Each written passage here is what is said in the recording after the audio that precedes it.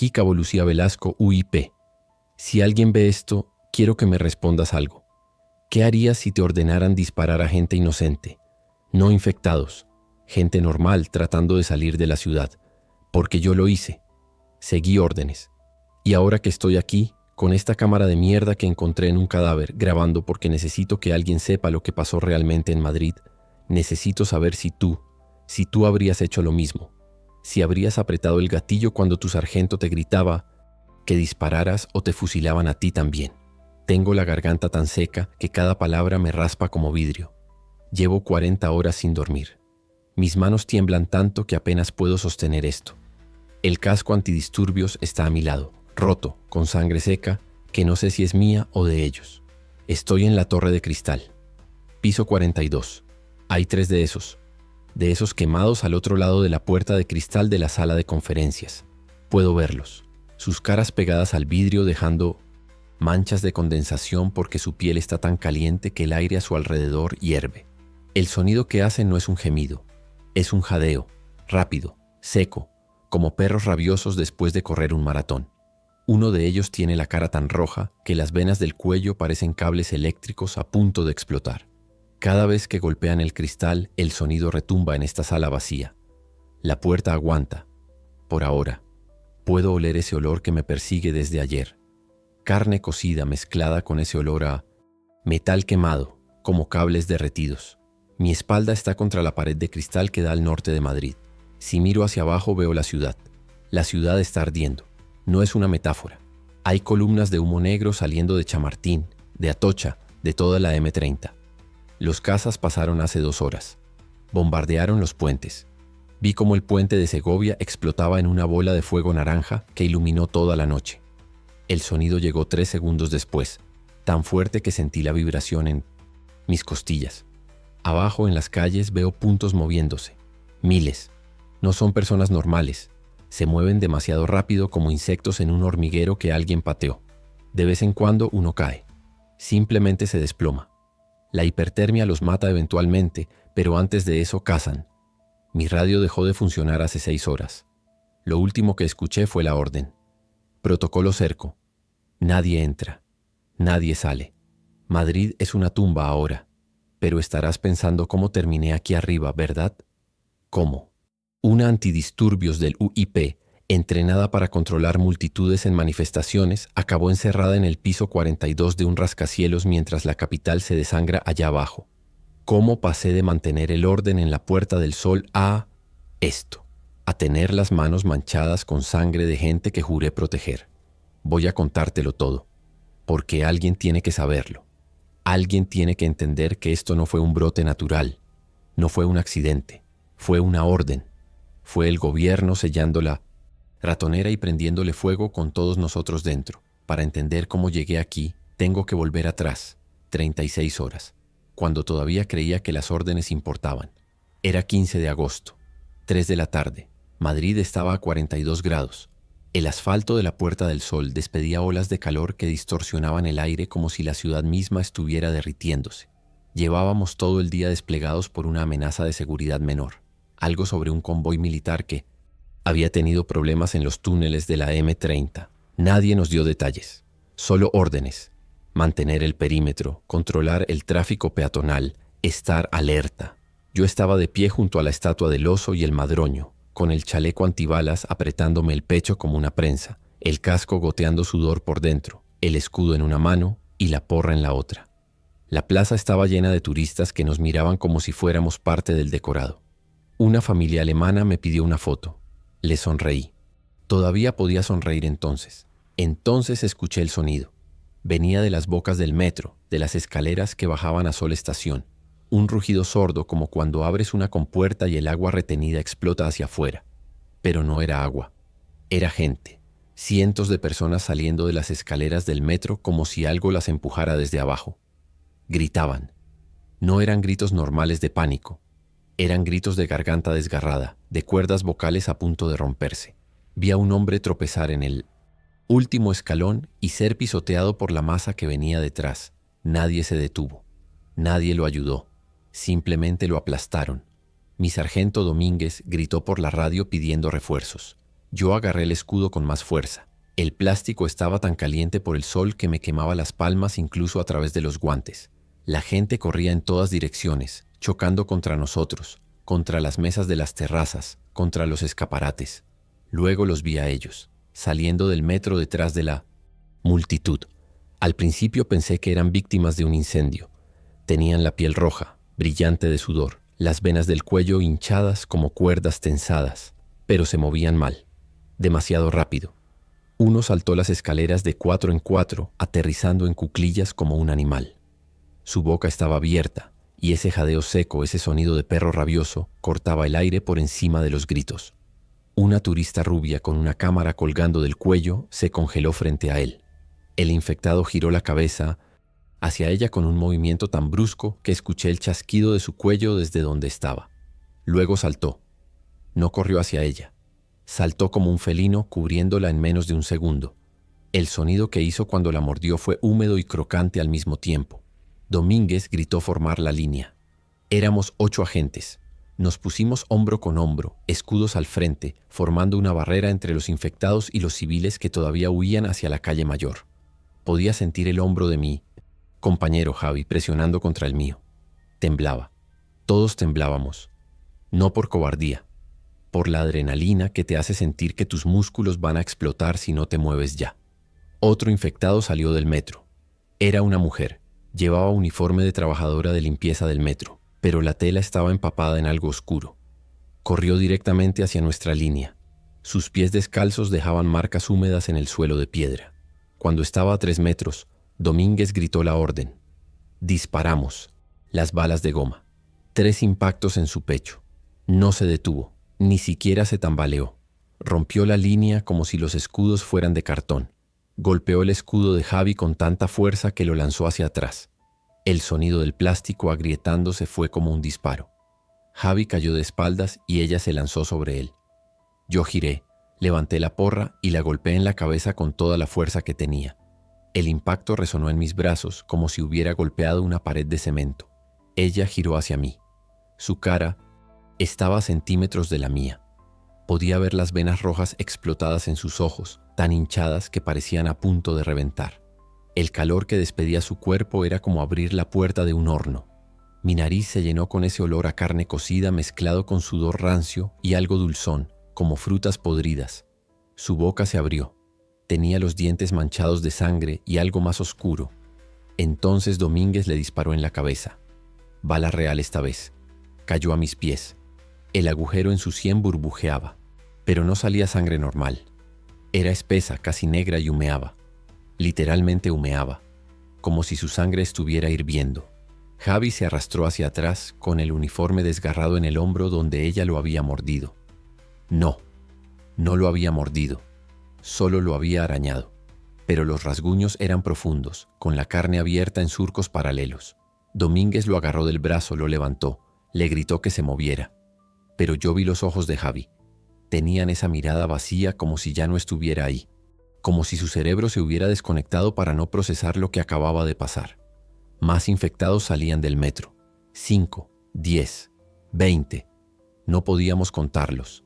La plaza era un caos de cuerpos corriendo, gritando, cayendo.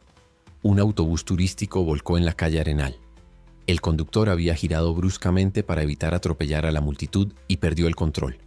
El autobús cayó de lado con un estruendo metálico que hizo temblar el suelo. Los turistas dentro golpeaban las ventanas, atrapados. 2 infectados se lanzaron sobre el autobús como moscas sobre carne fresca. Treparon por los costados, golpeando el cristal con los puños. Uno de ellos rompió una ventana y se metió dentro. Los gritos que salieron de ese autobús me perforaron los oídos incluso con el casco puesto. Domínguez gritó repliegue. Teníamos que llegar al puesto de comando en la calle Mayor.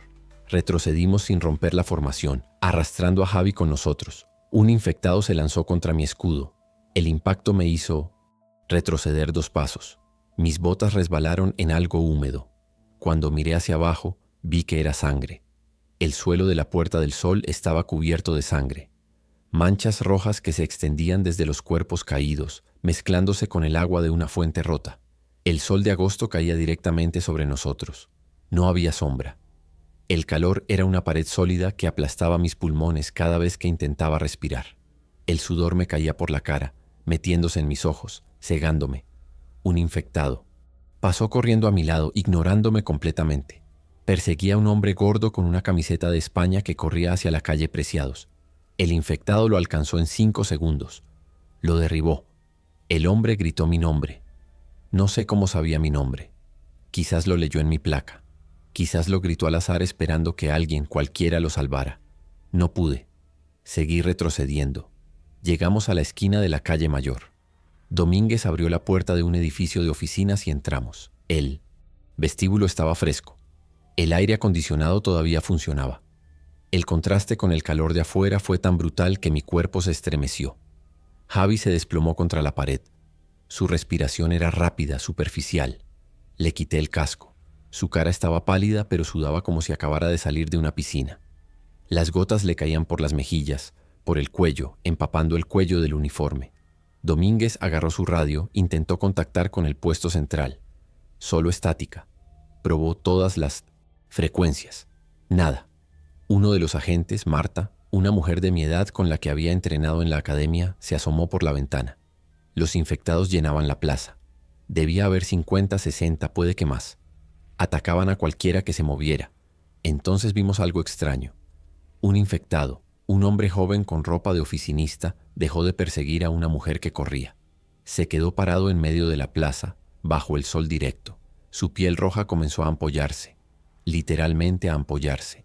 Burbujas del tamaño de monedas se formaron en sus brazos, en su cara, reventando y dejando salir vapor. Cayó de rodillas. Su boca se abrió en ese jadeo seco pero más débil, como si se estuviera ahogando. 10 segundos después se desplomó boca abajo y no se movió más. Marta murmuró algo sobre el calor. Domínguez se acercó a la ventana. Miramos juntos. Otro infectado cayó de la misma forma. Luego otro. Solo los que estaban bajo el sol directo. Los que se movían por las sombras de los edificios, por los callejones, seguían cazando sin problemas. El sol los mataba, o al menos los debilitaba lo suficiente. Javi empezó a toser. Una tos seca, áspera. Escupió en el suelo. La saliva era rosada. Tenía sangre. Domínguez y yo nos miramos. Sabíamos lo que significaba. Los rasguños en su hombro ya no sangraban normalmente. La piel alrededor estaba roja, caliente al tacto. Marta sacó el botiquín, le limpió la herida con alcohol. Javi ni siquiera se quejó. No sentía dolor. Eso era malo. Eso era muy malo. Le tomé el pulso. Estaba acelerado. 140 pulsaciones por minuto, como si hubiera corrido un maratón. Pero estaba sentado, quieto. Su piel ardía. No era fiebre normal. Era como tocar la tapa de una olla hirviendo. Le solté la muñeca. Mis dedos dejaron marcas blancas en su piel que se pusieron rojas inmediatamente. Domínguez se alejó de él. Todos nos alejamos.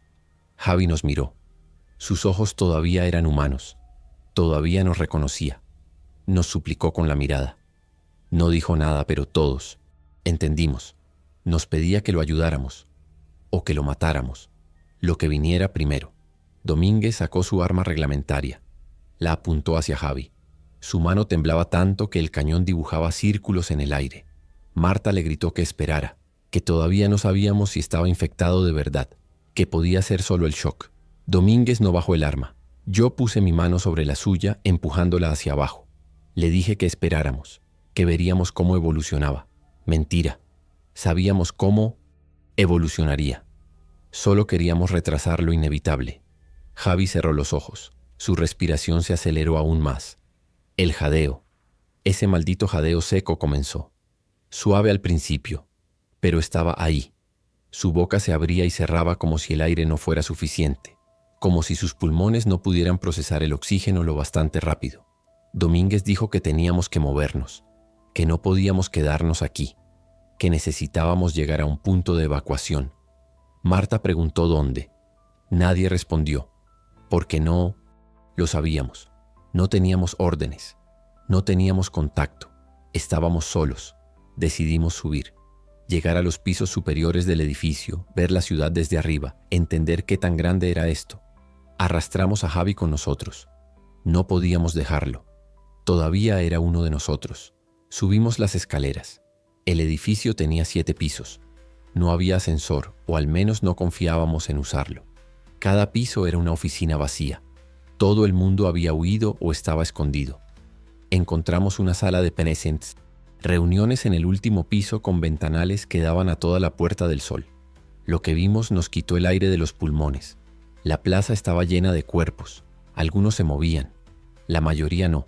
Los infectados se movían entre ellos buscando. Algunos se alimentaban. No voy a describir cómo, no puedo. Pero el sonido llegaba hasta aquí arriba. Un sonido húmedo, desgarrador. Miré hacia el este, hacia Atocha. Columnas de humo negro salían de la estación de tren. Hacia el oeste, hacia Gran Vía, más humo. La ciudad estaba cayendo en cascada, como fichas de dominó, una zona tras otra. Marta señaló hacia el cielo. Helicópteros, 3, volaban bajo sobre la ciudad. Uno de ellos pasó cerca, sobre la Gran Vía. Podía ver las marcas del ejército en los costados. Pensé que venían a ayudar. Entonces vi que llevaban las puertas laterales abiertas. Vi los soldados con ametralladoras. Vi el fogonazo naranja cuando abrieron fuego. Disparaban hacia abajo, hacia las calles, hacia todo lo que se movía. Domínguez agarró su radio otra vez. Esta vez conectó. Una voz cortada, distorsionada por la estática, salió del altavoz. Era el coronel Medina, jefe de operaciones de la UIP. Su voz sonaba forzada, como si estuviera leyendo un guión.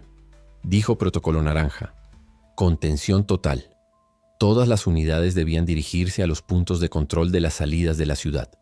M30, M40, todas las carreteras principales. Orden de disparar a cualquiera que intente cruzar el perímetro. Sin excepciones, sin preguntas. Domínguez preguntó por los civiles, por los no infectados. La respuesta fue clara: no hay no infectados. Asuman que todos están comprometidos. Contengan la ciudad. La comunicación se cortó. El silencio que siguió fue más fuerte que los gritos de la plaza. Marta se sentó en el suelo. Sus manos temblaban tanto que tuvo que agarrarse las rodillas para detenerlas. Javi se puso de pie. Todos nos giramos hacia él. Su cara estaba roja ahora. No pálida, roja como si alguien hubiera vertido pintura sobre él. Las venas de su cuello palpitaban visiblemente. Se quitó el chaleco antibalas. Lo arrancó con una fuerza que no debería tener. Los velcros se rompieron. Lo tiró al suelo. Luego se quitó la camiseta del uniforme. Su torso estaba cubierto de sudor. Podía ver el vapor saliendo de su piel. Se acercó a la ventana. Puso las manos sobre el cristal. El vidrio se empañó inmediatamente alrededor de sus palmas. Giró hacia nosotros. Cuando habló, su voz sonaba rasposa, como si tuviera la garganta llena de arena. Dijo que tenía calor, que necesitaba agua, que tenía tanta sed que sentía la lengua hinchada. Marta se levantó, buscó agua en su mochila, encontró una botella, se la ofreció. Javi la agarró y la vació en 3 tragos. Luego pidió más. No teníamos más. Javi se giró hacia la ventana otra vez. Miró hacia abajo, hacia la plaza, hacia los infectados, y algo en su postura cambió. Se quedó inmóvil como un perro que acaba de oler algo interesante. Su cabeza se ladeó. Ese jadeo seco se hizo más rápido. Domínguez levantó su arma otra vez. Esta vez no dudó. Disparó. El sonido en la sala cerrada fue como una explosión. Mis oídos zumbaron. Javi cayó. La bala le había dado en la espalda entre los omóplatos. Cayó de rodillas primero, luego hacia adelante. Su cara golpeó el suelo con un sonido sordo. La sangre que salió de la herida humeaba. Marta gritó. Le gritó a Domínguez. Le preguntó cómo podía. Domínguez no respondió. Se quedó ahí, con el arma todavía apuntando al cuerpo de Javi. Sus manos ya no temblaban. Había cruzado una línea. Todos la habíamos cruzado. Ya no éramos policías. Éramos supervivientes. Teníamos que salir de ese edificio. Los disparos podían atraer a los infectados. Bajamos por las escaleras, dejando el cuerpo de Javi arriba. No teníamos tiempo para nada más. No había tiempo para el respeto. No había tiempo para la humanidad. Salimos por una puerta lateral que daba a un callejón en la calle Mayor. El calor nos golpeó como un puño. El aire estaba espeso, casi sólido. Olía a humo, a basura quemada, a ese olor omnipresente de carne cocida. Nos movimos pegados a las paredes usando las sombras. Domínguez dijo que teníamos que llegar a Gran Vía, que desde ahí podríamos movernos hacia el norte, hacia los puntos de control. Marta preguntó para qué. Para disparar a civiles como nos ordenaron. Domínguez no respondió, simplemente siguió caminando. Yo lo seguí, porque no sabía qué más hacer. Las calles estaban desiertas. Todos los comercios tenían las persianas bajadas. Algunas estaban rotas, con los escaparates hechos añicos. Vi una tienda de recuerdos saqueada, imanes del oso y el madroño esparcidos por el suelo como confeti. Un coche abandonado bloqueaba la mitad de la calle, con la puerta del conductor abierta y el motor todavía encendido. La radio del coche seguía funcionando. Una voz femenina, calmada, profesional, leía un comunicado del gobierno. Decía que se había declarado el estado de excepción en Madrid, que todos los ciudadanos debían permanecer en sus casas, que no salieran bajo ninguna circunstancia, que los equipos de emergencia estaban trabajando para controlar la situación. Mentiras, todas mentiras. Domínguez apagó la radio de un golpe. El silencio que siguió fue peor, porque entonces podíamos escuchar los sonidos distantes, los jadeos, los gritos, el caos. Llegamos a Gran Vía, la calle principal de Madrid, la arteria comercial, estaba muerta. Literalmente, había cuerpos en las aceras. Algunos eran claramente víctimas. Otros eran infectados que habían muerto por la hipertermia. Podías distinguirlos por el color de la piel. Los infectados estaban rojos, ampollados, con la piel reventada en algunos lugares. Los normales estaban pálidos. Caminamos por el centro de la calle, evitando los cuerpos. Uno de ellos se movió cuando pasamos cerca. Solo un espasmo, un reflejo post-mortem. Marta saltó hacia atrás, chocando contra mí. Mi dedo estaba en el gatillo, listo para disparar. Pero el cuerpo no. Volvió a moverse. Seguimos. El edificio Telefónica se alzaba frente a nosotros. Era uno de los más altos de Gran Vía. Domínguez sugirió entrar. Buscar suministros, buscar supervivientes, buscar respuestas, cualquier cosa. La puerta principal estaba abierta, rota. Alguien había forzado las cerraduras. Entramos con las armas levantadas. El vestíbulo era un desastre. Había muebles volcados, papeles esparcidos por el suelo, manchas de sangre en las paredes, pero no había nadie, ni vivos ni muertos. Subimos por las escaleras, revisando cada piso. En el tercero encontramos un grupo de supervivientes. 5 personas escondidas en una oficina cerrada con llave. Golpeamos la puerta. Nos identificamos como policía. Tardaron 5 minutos en abrir. Cuando lo hicieron, vimos el miedo en sus caras. No era miedo a los infectados, era miedo a nosotros, a los uniformes, porque habían visto lo mismo que nosotros. Habían visto los helicópteros disparando, habían visto los puntos de control donde se disparaba primero y se preguntaba después. Habían entendido que el gobierno había decidido sacrificar Madrid para salvar el resto del país. Uno de ellos, un hombre mayor con traje arrugado, nos preguntó si veníamos a evacuar. Domínguez no respondió inmediatamente. Miró a Marta, luego a mí, luego al hombre, y mintió. Dijo que sí, que había un punto de evacuación en el norte, que si nos seguían los sacaríamos de la ciudad. La mentira salió tan fácil de su boca que me pregunté cuántas veces había mentido antes. Cuántas veces todos mentíamos solo para que la gente hiciera lo que necesitábamos. Los 5 supervivientes nos siguieron. Bajamos juntos. Salimos a Gran Vía. El sol comenzaba a bajar. Eran casi las 6 de la tarde. Llevábamos 3 horas en este infierno. Parecían 3 días. Mi cuerpo se movía por inercia. Mis piernas respondían, pero sentía cada paso como si arrastrara pesos en los tobillos. La boca me sabía a cobre, a sangre y polvo. Entonces escuchamos el jadeo. Venía detrás, de uno de los callejones laterales. Todos nos congelamos. El sonido se acercaba. Rápido, demasiado rápido. Domínguez gritó correr.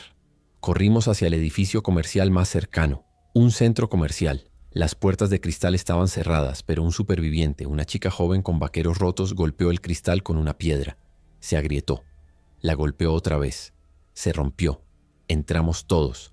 El infectado salió del callejón justo cuando cruzábamos la puerta. Era rápido, más rápido que los otros. Saltó sobre un coche abandonado sin reducir la velocidad. Marta disparó. Falló. Yo disparé. Le di en la pierna. Tropezó pero no cayó. Siguió viniendo. Domínguez le disparó en la cabeza. Cayó a 2 metros de la puerta rota. Nos quedamos ahí, respirando como si hubiéramos corrido un maratón. mirando el cuerpo retorcerse en sus últimos espasmos. La sangre que se extendía bajo su cabeza humeaba en el asfalto caliente de agosto. Dentro del centro comercial la oscuridad era casi total. Las luces de emergencia parpadeaban cada pocos segundos, iluminando pasillos llenos de maniquíes volcados y vidrios rotos. El aire acondicionado había dejado de funcionar. El calor atrapado dentro era peor que afuera porque no había circulación. Era como estar dentro de un horno apagado pero que todavía conservaba el calor del día. Podía sentir el sudor acumulándose bajo el chaleco antibalas, empapando mi espalda, bajando por mis costillas. Cada respiración era trabajosa. El aire olía a perfume, rancio mezclado con ese olor a plástico caliente de los maniquíes. Domínguez nos hizo señas de que subiéramos. Había escaleras mecánicas paradas que llevaban a los pisos superiores. Subimos en silencio. Cada paso en los escalones metálicos resonaba como campanas en la oscuridad. Los supervivientes nos seguían tan cerca que podía sentir su aliento en mi nuca. Llegamos al segundo piso. Era una sección de ropa deportiva. Había zapatillas regadas por el suelo, camisetas arrancadas de los percheros. Alguien había saqueado esto rápido. ¿Buscando qué? No lo sé. Quizás ropa más cómoda para correr. Para huir. Marta revisó su mochila. Tenía 2 cargadores más. Yo tenía 3. Domínguez tenía 4. Hicimos el conteo en silencio. Cada bala era un segundo más de vida. El hombre mayor del grupo, el del traje arrugado, se sentó en el suelo con la espalda contra una columna.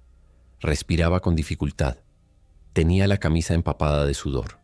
Le pregunté su nombre. Roberto. Trabajaba en un banco a 2 calles. De aquí. Había salido a almorzar cuando empezó todo. Su voz temblaba.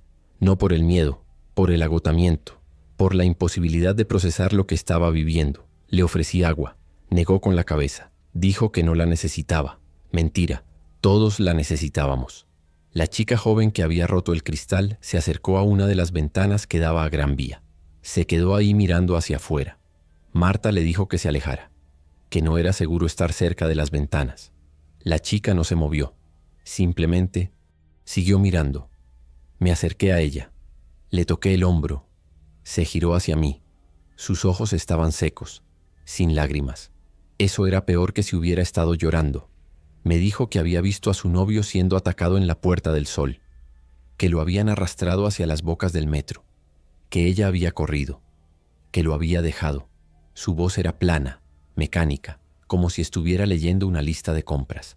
El trauma la había apagado por dentro. Le dije que no era su culpa. Otra mentira, porque parte de MDC. Ella sabía que podría haber intentado salvarlo, y esa parte la iba a comer viva durante el resto de su vida, si es que le quedaba vida. Los otros 2 supervivientes eran una pareja, turistas franceses. Él era alto con barba descuidada. Ella era pequeña con el cabello recogido en una coleta. No hablaban español. Marta hablaba algo de francés. Les preguntó de dónde venían. Marsella. Llevaban 3 días en Madrid. Su vuelo de regreso era mañana. Nunca iban a tomar ese vuelo. Él tenía una cámara colgando del cuello. Una de esas caras con lente grande. Le pregunté si había grabado algo. Asintió. Me mostró la pantalla. Había docenas de videos. Los reprodujo. Vi la Puerta del Sol desde otro ángulo. Vi gente siendo derribada. Vi los primeros infectados saliendo del metro. Vi uno de ellos trepar por la fachada del edificio Tío Pepe como una araña. El video temblaba. Se cortaba. Luego mostraba el interior del metro. Habían entrado antes del caos. El andén estaba lleno de gente gritando. Y a Leilo sin Oste.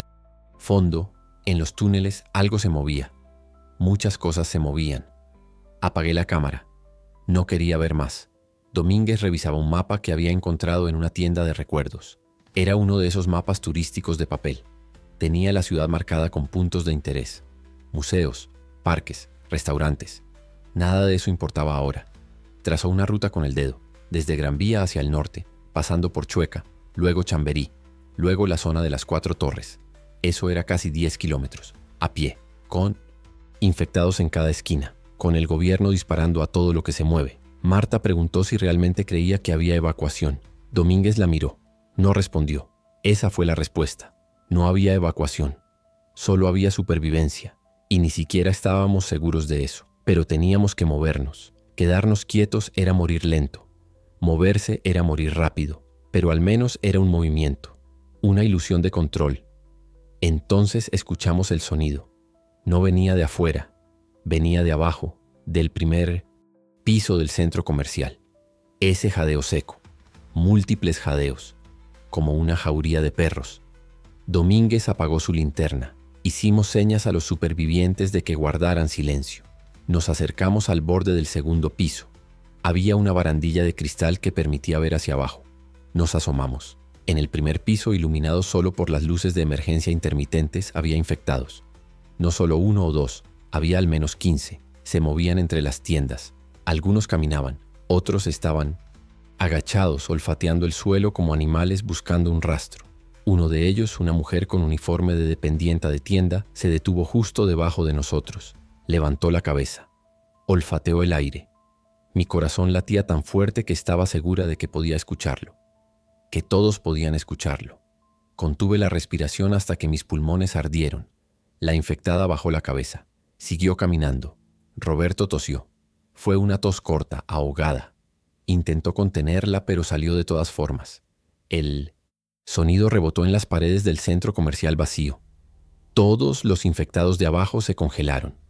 Luego giraron sus cabezas hacia arriba, hacia nosotros. Durante 3 segundos no pasó nada. Fue como si el tiempo se detuviera. Luego uno de ellos chilló. No era ese jadeo seco, era un chillido agudo, animal, como el sonido que hace un conejo cuando lo matan. Los demás respondieron con chillidos similares. Y entonces se movieron, corrieron hacia las escaleras mecánicas, treparon por ellas con una velocidad que no debería ser posible. Sus manos y pies golpeaban el metal en un ritmo frenético que sonaba como lluvia sobre un techo de chapa. Domínguez gritó moverse. Corrimos hacia el otro lado del piso. Había una salida de emergencia marcada con luz verde.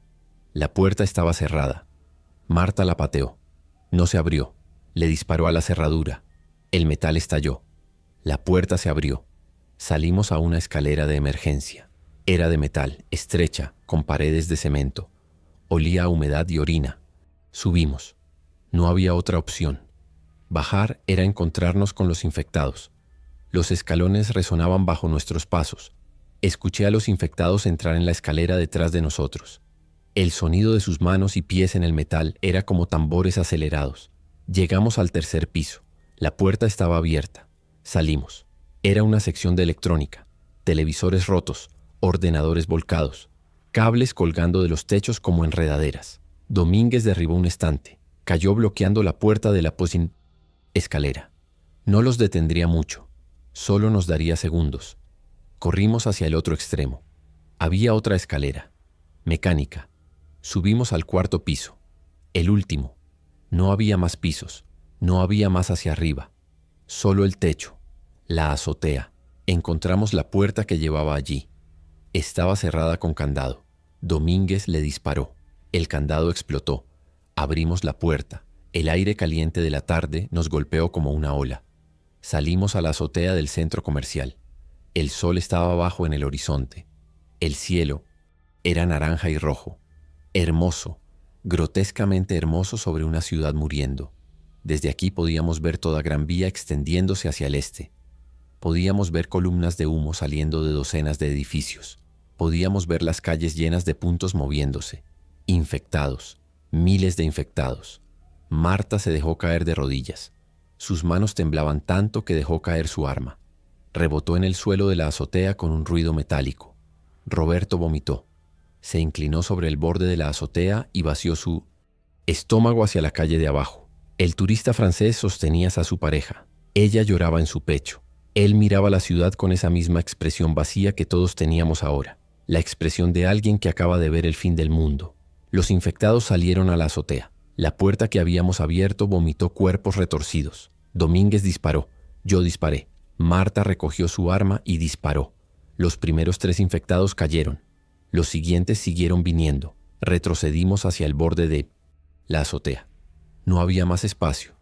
Estábamos atrapados. Un infectado se lanzó hacia mí. Era un hombre joven. Tendría mi edad.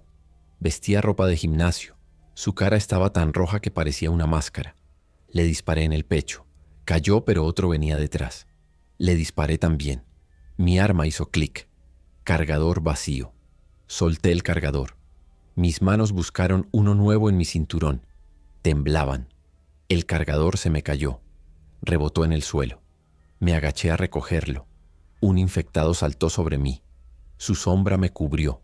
Entonces Domínguez le disparó en plena cara. Cayó a mi lado. La sangre humeante me salpicó el uniforme. Quemaba. Literalmente quemaba. Como si me hubieran arrojado aceite hirviendo. Cargué el arma. Me levanté. Seguí disparando. Los infectados caían, pero más venían. Eran demasiados. Roberto gritó. Uno lo había agarrado. Lo mordió en el cuello. La sangre brotó como una fuente. El infectado lo soltó. Roberto cayó de rodillas. Se llevó las manos al cuello intentando detener la hemorragia. No funcionó. La sangre se filtraba entre sus dedos. Cayó de cara. La chica joven gritó también. Corrió hacia el borde de la azotea. Pensé que iba a saltar, pero se detuvo. Se giró hacia nosotros. Sus ojos buscaron los míos. Me gritó que lo sentía. Luego se giró y saltó. Desapareció por el borde. Escuché el impacto 3 segundos después. Un sonido húmedo. Final. Marta gritó su nombre. No sé cuál era su nombre. Nunca lo preguntamos. Ella se lanzó al vacío sin decirnos quién era. Esa idea me perforó el cerebro. Murió anónima. Como todos íbamos a morir. Un helicóptero apareció sobre nosotros. El sonido de las aspas cortando el aire era ensordecedor. Una luz potente nos iluminó. Nos cegó. Levantamos las manos. Gritamos que éramos policía, que necesitábamos evacuación. El helicóptero se quedó flotando sobre la azotea. La luz nos seguía. Vi la ametralladora en la puerta lateral. Vi al soldado apuntando. Grité más fuerte. Mostré mi placa, mi identificación. El helicóptero no aterrizó. La luz se movió. Iluminó a los infectados que seguían saliendo de la puerta. Luego la luz volvió hacia nosotros. Nos estaban evaluando, decidiendo si éramos lo suficientemente limpios para salvar, o si éramos un riesgo aceptable para eliminar. La ametralladora se movió. Apuntó hacia abajo, hacia la masa de infectados en la azotea. Abrieron fuego. El sonido fue como el fin del mundo. Las balas destrozaron a los infectados. Cuerpos explotaban. Sangre y trozos de carne llovían sobre nosotros. Algunos infectados cayeron por el borde de la azotea. Otros simplemente se desintegraron. El helicóptero vació lo que parecieron 1000 balas. Luego se detuvo. El silencio que siguió era imposible. Mis oídos zumbaban, pitaban. No podía escuchar nada más que ese tono agudo constante. El helicóptero siguió flotando sobre nosotros. Esperé que descendiera, que lanzara una escalera, que nos sacara de ahí. Pero empezó a elevarse, a alejarse. Marta corrió hacia el centro de la azotea. Agitaba los brazos, gritaba. Le gritaba al helicóptero que volviera. El helicóptero siguió alejándose. Su luz nos dejó. La oscuridad cayó sobre nosotros como una manta pesada. Observamos cómo se alejaba hacia el norte, hacia las 4 torres. Eso confirmaba algo. Ahí era donde estaba la evacuación. Si es que había evacuación. Marta se desplomó. Se quedó sentada en medio de la azotea rodeada de cuerpos destrozados. Lloraba. No hacía sonido, solo lágrimas silenciosas bajando por su cara sucia. Domínguez revisó su munición. Le quedaban 2 cargadores. Yo tenía 2 también. Marta tenía 1. Los turistas franceses seguían vivos. Milagrosamente. Estaban acurrucados detrás de una unidad de aire acondicionado. Salieron lentamente. El hombre tenía sangre en el brazo. No era una mordedura. Era un corte de un cristal roto. Pero en este momento cualquier herida era una sentencia de muerte potencial. Le dije que me mostrara. La herida era superficial, limpia. No había señales de infección. Todavía. Le vendé el brazo con un trozo de tela que arranqué de mi propia manga. Él murmuró merci. Fue la primera y última palabra que le escuché decir. Su pareja ya no lloraba. Solo miraba el horizonte, hacia donde se había ido el helicóptero. Todos mirábamos hacia allá, como si mirar lo suficientemente fuerte pudiera traerlo de vuelta. Pero no volvió. Estábamos solos, en una azotea llena de cadáveres, con la noche cayendo sobre Madrid. Y la noche aquí no era nuestra amiga, era de ellos. Domínguez dijo que teníamos que bajar, buscar otro edificio, movernos hacia el norte, hacia las torres. Marta preguntó cómo. Los infectados llenaban el edificio. Domínguez señaló el edificio de al lado. Había un salto de quizás 2 metros entre las azoteas. Era posible, arriesgado pero posible. La alternativa era esperar aquí a morir, o bajar y morir más rápido. Yo dije que saltaría primero. Me acerqué al borde. Miré el vacío entre los 2 edificios. 4 pisos de caídas y fallaba. La calle de abajo estaba oscura. Podía escuchar movimiento, ese jadeo constante. Retrocedí 3 pasos. Respiré hondo. Corrí. Salté. Por un segundo estuve en el aire, sin nada bajo mis pies, solo el vacío y el sonido del viento en mis oídos. Luego aterricé en la otra azotea. Me tambaleé. Casi me caigo hacia atrás, pero recuperé el equilibrio. Me giré. Les hice señas de que era seguro. Domínguez hizo saltar primero a la turista francesa. Ella corrió y saltó. Aterrizó pero mal. Se torció el tobillo. Cayó gritando. Su pareja saltó inmediatamente. Después, aterrizó bien. Corrió hacia ella. La ayudó a levantarse. Ella cojeaba. Eso era malo, muy malo. No podríamos correr si era necesario. Marta saltó siguiente. Aterrizó perfectamente. Años de entrenamiento físico en la academia. Domínguez fue el último. Retrocedió más que yo. Corrió más rápido. Saltó más lejos. Aterrizó con 1 metro de sobra. Nos reagrupamos. La azotea del edificio nuevo estaba vacía. No había puerta visible. Solo una trampilla de mantenimiento en el suelo. Domínguez la abrió. Escalera de metal bajando hacia la oscuridad. Bajamos. La escalera llevaba a un ático. Estaba lleno de cajas y muebles viejos cubiertos con sábanas. Polvo y telarañas por todas partes. Parecía que nadie había estado aquí en años. Eso era bueno. Significaba que quizás no había infectados tampoco. Encontramos una puerta. Daba a un pasillo. Era un edificio residencial. Apartamentos. Las puertas tenían números. 4A, 4B, 4C. Todas estaban cerradas. Domínguez tocó en la 4A. No hubo respuesta. Tocó más fuerte. Nada. Probó con la 4B. Nada. En la 4C escuchamos movimiento. Alguien se acercó a la puerta. Una voz de mujer preguntó quién era. Domínguez se identificó como policía. Hubo un silencio. Luego el sonido de cerrojos abriéndose. 3 cerrojos. La puerta se abrió una rendija. Una cadena de seguridad la mantenía casi cerrada. Una mujer mayor nos miró. Debía tener 70 años. Su cara era un mapa de arrugas y preocupación. Domínguez le explicó la situación, que necesitábamos refugio. Agua. Ella nos miró a todos. Su mirada se detuvo en la turista francesa cojeando, en la sangre seca en nuestros uniformes, en el agotamiento dibujado en nuestras caras. Cerró la puerta. Escuchamos la cadena deslizarse. La puerta se abrió completamente. Nos dejó entrar. El apartamento era pequeño, 2 habitaciones, una sala, una cocina. Todo estaba ordenado, limpio, como si el mundo no se estuviera acabando afuera. La mujer se llamaba Carmen. Vivía sola. Su esposo había muerto hace 5 años. Sus hijos vivían en Barcelona. Había intentado llamarlos, pero las líneas no funcionaban. No sabía si estaban bien. No sabía si estaba pasando lo mismo allí. Le dijimos que no lo sabíamos, que solo teníamos información de Madrid. Ella nos ofreció agua. Bebimos como si lleváramos días sin hacerlo. El agua estaba fría, fresca, sabía a vida. Carmen tenía comida, pan, queso, jamón. Nos dio todo.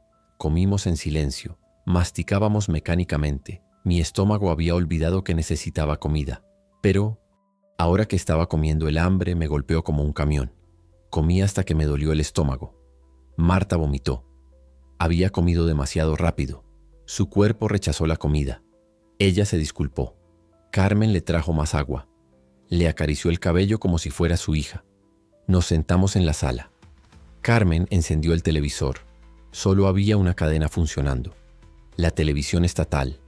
Mostraban imágenes aéreas de Madrid, tomadas desde helicópteros. La ciudad parecía un organismo enfermo. Podías ver las zonas muertas, los distritos donde no había luces, donde todo estaba oscuro, y podías ver el movimiento. Masas de puntos moviéndose por las calles. El presentador hablaba con voz tensa. Decía que la situación estaba bajo control, que las Fuerzas Armadas habían establecido un perímetro, que nadie debía intentar salir de la ciudad. que quien intentara cruzar el perímetro sería considerado una amenaza. La pantalla cambió, mostraron imágenes de los puntos de control, soldados con equipo completo de protección, ametralladoras, tanques y montones de cuerpos, civiles muertos en las carreteras intentando escapar. La cámara se alejó rápidamente de esa imagen. Volvieron al estudio. El presentador continuó con su discurso tranquilizador. Carmen apagó el televisor. Dijo que no quería ver más. Ninguno de nosotros quería, pero ya lo habíamos visto. Ya sabíamos. Madrid era una prisión, y nosotros éramos los prisioneros esperando ejecución. Domínguez propuso turnos para dormir. Alguien tenía que vigilar. Marta aceptó el primer turno. Yo el segundo. Domínguez el tercero. Los turistas se acostaron en el sofá. Carmen les dio mantas. La turista francesa ya no podía caminar sin ayuda. Su tobillo estaba hinchado del doble de su tamaño normal. Carmen trajo hielo, lo envolvió en una toalla, se lo puso en el tobillo. La chica murmuró algo en francés. Carmen no entendió, pero sonrió de todas formas. Ese instinto maternal que sobrevive incluso al apocalipsis. Me acosté en el suelo de la sala. El piso era duro, frío, perfecto. Cerré los ojos. El sueño me golpeó como un martillo. No fue un sueño reparador. Fue negro, vacío, como caer en un pozo sin fondo. Y en ese pozo escuchaba los jadeos, los gritos, el sonido de las balas, el sonido de Javi muriendo, el sonido de la chica saltando de la azotea. Todo mezclado en una sinfonía de pesadilla. Desperté 2 horas después cubierto de sudor. Marta me sacudía el hombro. Mi turno. Me senté junto a la ventana. Carmen había bajado las persianas, pero dejó un pequeño espacio para mirar afuera. La calle estaba oscura. Las luces públicas no funcionaban, pero podía ver siluetas moviéndose, infectados patrullando, buscando. Uno se detuvo justo bajo la ventana. Levantó la cabeza. Por un segundo pensé que me había visto, pero era imposible. Estaba demasiado oscuro dentro. El infectado siguió caminando. Conté 20 en la siguiente hora. 20 infectados pasando por esta calle. Antes del brote esta calle estaría vacía a esta hora. Quizás algún borracho volviendo de los bares de Malasaña. Quizás algún trabajador del turno de noche. Ahora solo había monstruos. Y nosotros escondidos como ratas. Mi turno terminó. Desperté a Domínguez. Me acosté otra vez. Esta vez el sueño no vino. Me quedé ahí acostada mirando el techo, pensando en todo lo que había perdido en las últimas 12 horas. Mi certeza, mi propósito, mi fe en el sistema. Todo quemado, como Madrid misma. Al amanecer, Carmen nos preparó café. Era instantáneo, aguado, pero estaba caliente. Nos sentamos alrededor de la mesa de su cocina como si fuéramos una familia en un desayuno normal. La irrealidad de la situación me golpeaba en oleadas. Aquí estábamos tomando café mientras afuera la ciudad se pudría. Carmen puso galletas en la mesa. Estaban rancias, pero las comimos igual. Domínguez desplegó el mapa otra vez. Trazó la ruta. Desde aquí en Gran Vía teníamos que movernos hacia el norte, cruzar Chueca, luego Chamberí, finalmente llegar a las 4 Torres, unos 8 kilómetros.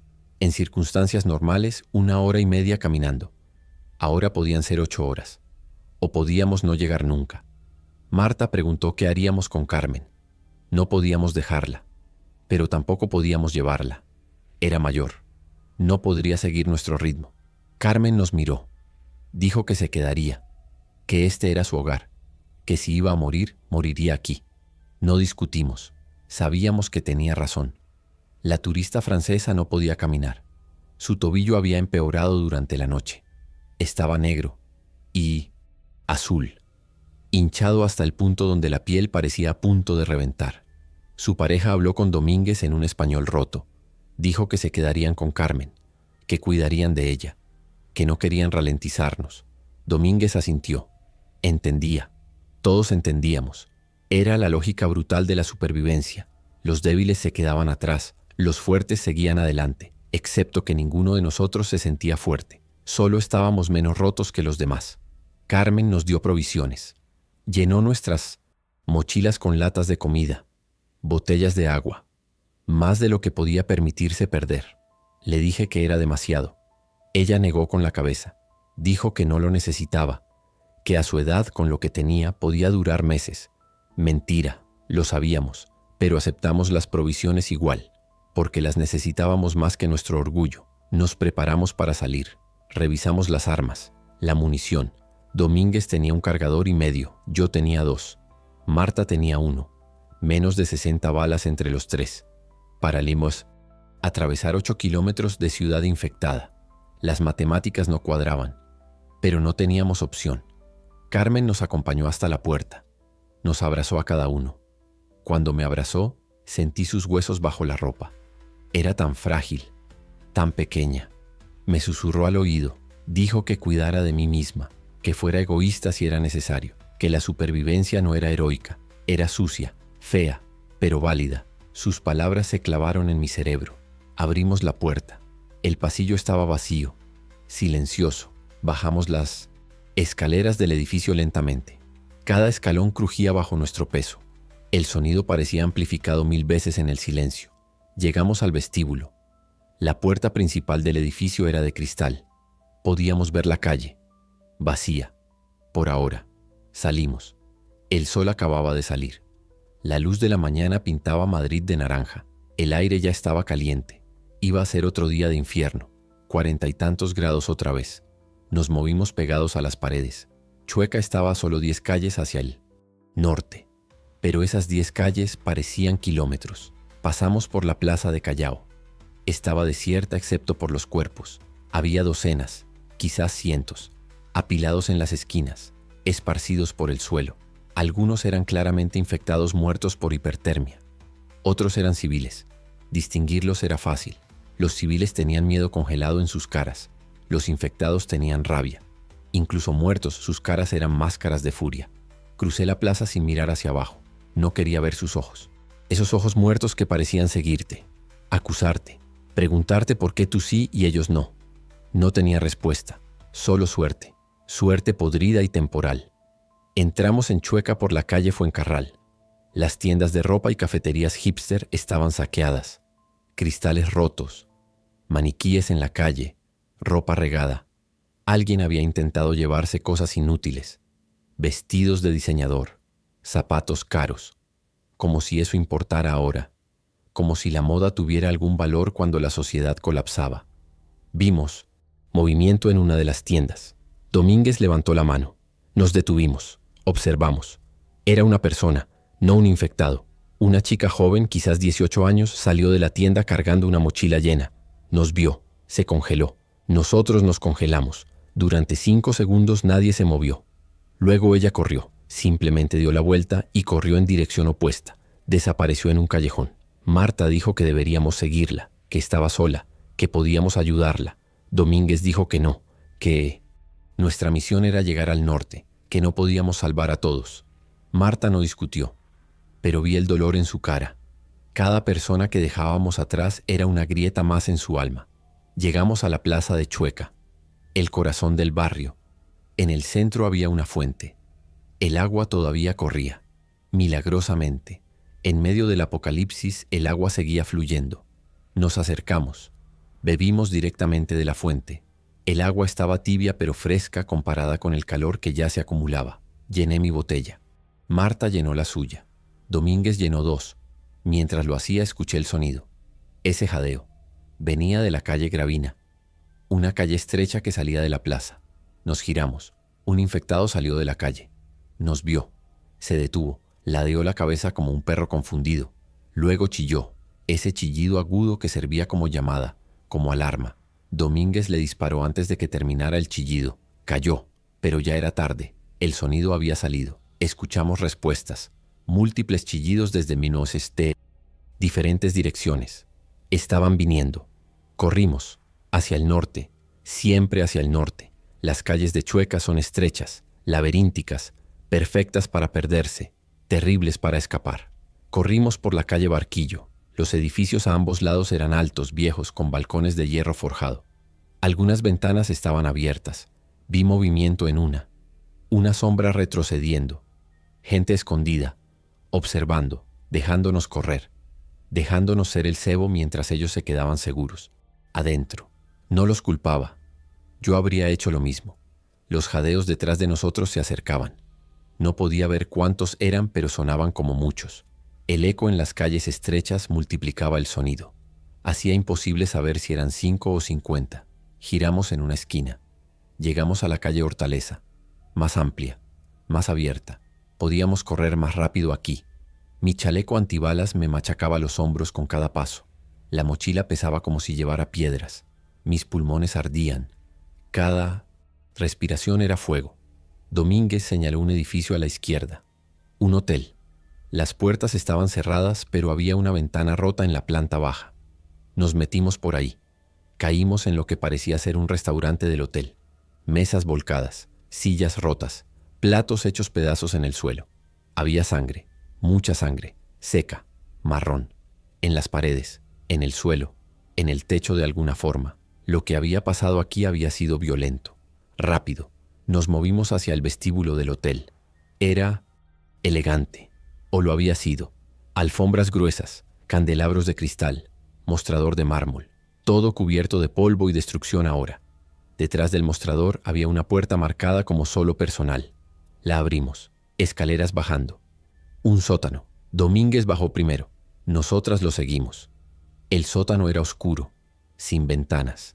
Encendimos nuestras linternas. Era un área de almacenamiento. Cajas de suministros, comida, bebida, ropa de cama, un tesoro en este mundo nuevo. Marta empezó a revisar las cajas. Encontró latas de comida, agua embotellada. Lo metimos todo en las mochilas, tanto como pudimos cargar. Entonces escuchamos el sonido de arriba. En el vestíbulo, los infectados habían entrado.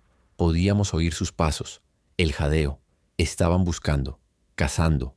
Apagamos las linternas. La oscuridad cayó sobre nosotros como una manta sofocante. Me quedé completamente inmóvil, conteniendo la respiración. Mi corazón golpeaba mis costillas tan fuerte que estaba segura de que lo escucharían. Los pasos se movían por el vestíbulo, directamente sobre nuestras cabezas. El techo crujía, polvo caía sobre nosotros. Marta estaba a mi lado. Podía sentir su cuerpo tenso como un cable. Domínguez estaba cerca de las escaleras, su arma apuntando hacia arriba, listo para disparar si bajaban. Los pasos se detuvieron, justo encima de nosotros, justo sobre la puerta del sótano. Escuché un olfateo. Estaban oliendo, buscando nuestro rastro. Mi garganta estaba tan seca que dolía. Necesitaba tragar. Pero incluso ese sonido podría delatarnos. Esperamos, segundos que se sentían como horas. Los pasos se alejaron, hacia otra parte del hotel. El sonido se desvaneció. Esperamos 5 minutos más, luego 10. Finalmente Domínguez encendió su linterna. Subimos las escaleras lentamente. Abrimos la puerta a una rendija. El vestíbulo estaba vacío. Los infectados se habían ido. Salimos. Cruzamos el vestíbulo hacia la ventana rota por donde habíamos entrado. Trepamos afuera. La calle estaba vacía también. Seguimos hacia el norte. Pasamos por la iglesia de San Antón. Sus puertas estaban abiertas. La curiosidad me ganó. Me asomé dentro. La iglesia estaba llena de gente, no infectados, supervivientes. Debía haber 50 personas ahí, sentados en los bancos, acostados en el suelo. Un sacerdote estaba de pie en el altar. Rezaba en voz alta. Su voz resonaba en las paredes de piedra. La gente repetía sus palabras, buscando consuelo en la fe, buscando explicaciones en la religión. Dios había abandonado Madrid, o nunca había estado aquí. Pero no se los dije, les dejé su esperanza, aunque fuera falsa. A veces la esperanza falsa es mejor que ninguna esperanza. Seguimos caminando. Chamberí estaba adelante, lo sabíamos por los letreros de las calles, por los edificios que reconocíamos. Madrid era una ciudad que habíamos patrullado cientos de veces. Conocíamos cada esquina, cada plaza. Eso nos daba una ventaja. Sabíamos dónde escondernos, dónde había callejones, dónde las calles se estrechaban o se ampliaban. Usamos ese conocimiento. Evitamos las plazas abiertas. Nos movimos por los callejones, por las calles secundarias. Era más lento pero más seguro. El sol subía, el calor aumentaba. Mi uniforme estaba empapado de sudor. La tela se pegaba a mi piel. Cada movimiento era incómodo. El peso del equipo me estaba matando. Consideré quitarme el chaleco antibalas, pero eso sería una sentencia de muerte. Protección contra protección, movilidad contra seguridad. Elegí seguridad. Siempre elegía seguridad. Era mi entrenamiento, mi maldición. En la calle Santa Engracia vimos algo que nos hizo detenernos. Un convoy militar, 3 camiones, abandonados en medio de la calle, las puertas traseras abiertas. Nos acercamos con cuidado. El primer camión estaba vacío. Había manchas de sangre en el suelo de carga, cartuchos de bala esparcidos. El segundo camión era igual. El tercero tenía algo diferente. Cajas de munición. Domínguez trepó dentro. Abrió una caja. Balas. Miles de balas. Cargadores llenos. Granadas. Un arsenal. Llenamos nuestras mochilas. Ahora teníamos suficiente munición para atravesar un ejército, o al menos intentarlo. Marta encontró algo más. Un radio militar. Lo encendió. Estática. Probó diferentes frecuencias. En una escuchamos voces. Estaban hablando en código, pero Domínguez entendía algo. Era militar antes de ser policía. Tradujo. Decían que la zona norte estaba despejada, que las torres tenían un perímetro seguro, que había evacuación activa. Helicópteros sacando personal esencial. Mi corazón saltó. Evacuación. Real. No era un rumor. No era una esperanza falsa. Era real. Corrimos. Ya no nos importaba el sigilo. Teníamos un objetivo, un destino real. Las 4 torres estaban a solo 3 kilómetros. Podíamos llegar en 1 hora si corríamos. Si teníamos suerte. Cruzamos Chamberí como un vendaval. Los infectados que vimos los evitamos o los abatimos. Teníamos munición de sobra ahora. Cada disparo era una declaración. Cada infectado caído era un paso más cerca de la salvación. Llegamos al Paseo de la Castellana, la gran avenida que atraviesa Madrid de sur a norte. Estaba desierta. Coches abandonados bloqueaban algunos carriles, pero podíamos movernos. Las torres estaban visibles ahora. 4 rascacielos alzándose en el horizonte. Torre de Cristal, Torre Cepsa, Torre PwC, Torre Espacio, brillando bajo el sol de agosto como faros de esperanza. Podía ver helicópteros volando alrededor, aterrizando y despegando. Evacuación. Activa. Carmen tenía razón. Teníamos que ser egoístas. Teníamos que llegar. Corrí más rápido. Mis piernas encontraron energía que no sabía que tenía. Adrenalina. Esperanza. Alimentándome. Empujándome hacia adelante. Llegamos a la base de Torre de Cristal. Había un perímetro militar. Soldados con equipo completo. Ametralladoras montadas. Alambre de púas. Barreras de cemento. Y detrás de todo, una puerta. La entrada al edificio. Vimos gente entrando. Civiles. Escoltados por soldados. Entrando en el edificio. Hacia la evacuación. Corrimos hacia el perímetro. Los soldados nos vieron. Levantaron sus armas, nos apuntaron.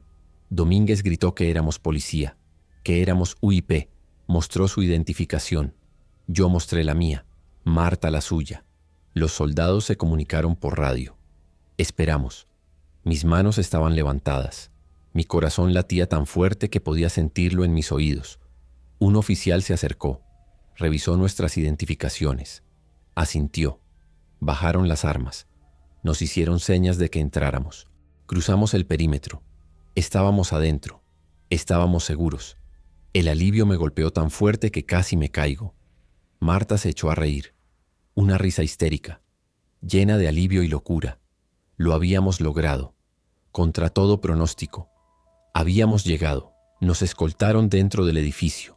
El vestíbulo de Torre de Cristal era enorme. Mármol y cristal por todas partes. Aire acondicionado funcionando. El contraste con el calor exterior era chocante. Había docenas de personas ahí, civiles esperando evacuación, soldados organizándolos, personal médico revisándolos. Nos llevaron a un área de revisión. Un médico militar nos examinó, buscaba mordeduras, arañazos, signos de infección, revisó cada centímetro de nuestra piel, tomó nuestra temperatura. La mía era normal, 36,5, Marta 36,7, Domínguez 36,6. Normales, limpios. El médico nos marcó con una pulsera verde. Significaba no infectado, aprobado para evacuación. Nos dijeron que esperáramos, que había una lista, que evacuaban por prioridad. Personal militar y gubernamental primero, luego civiles. Dijo que podíamos esperar unas horas, quizás un día, pero que nos sacarían. Nos dieron agua, comida, mantas. Nos sentamos en el suelo del vestíbulo, rodeados de otros supervivientes. Por primera vez en 30 horas me permití relajarme. Cerré los ojos.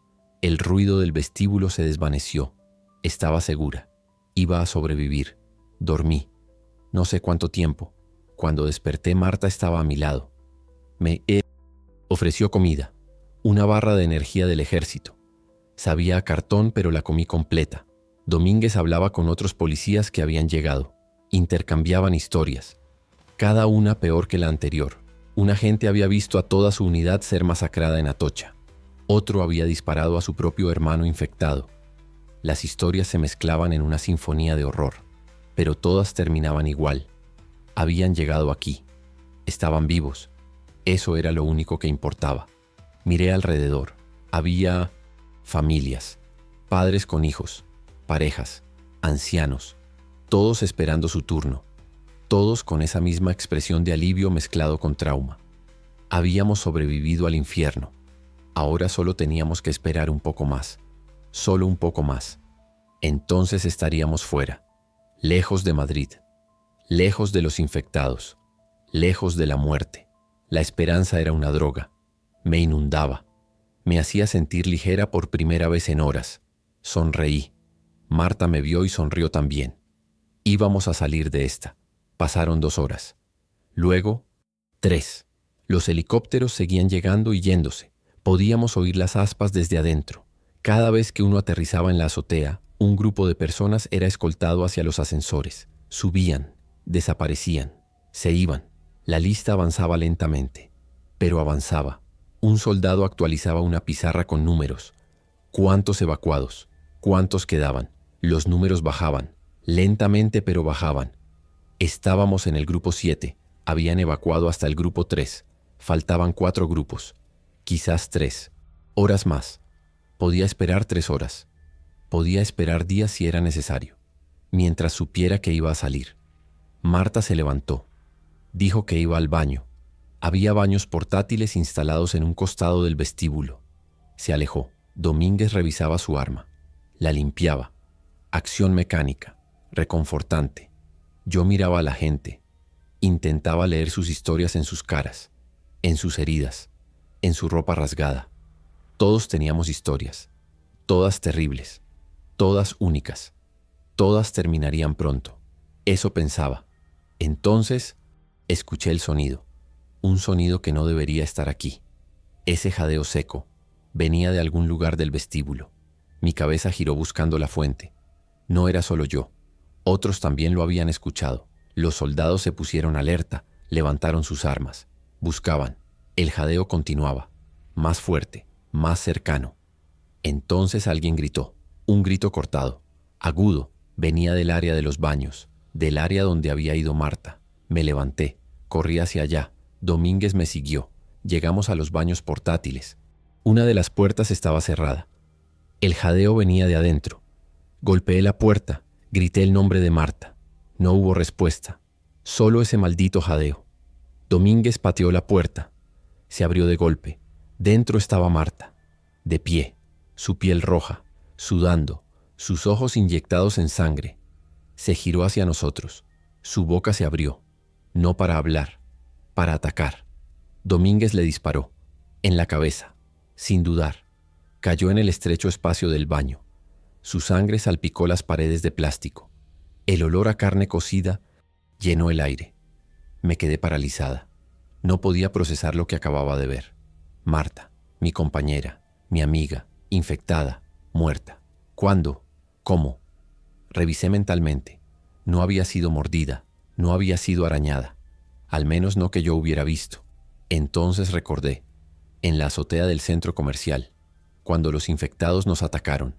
La sangre humeante que había salpicado sobre todos nosotros, sobre mí, sobre Marta. ¿Podía transmitirse así? ¿A través de la sangre en contacto con piel?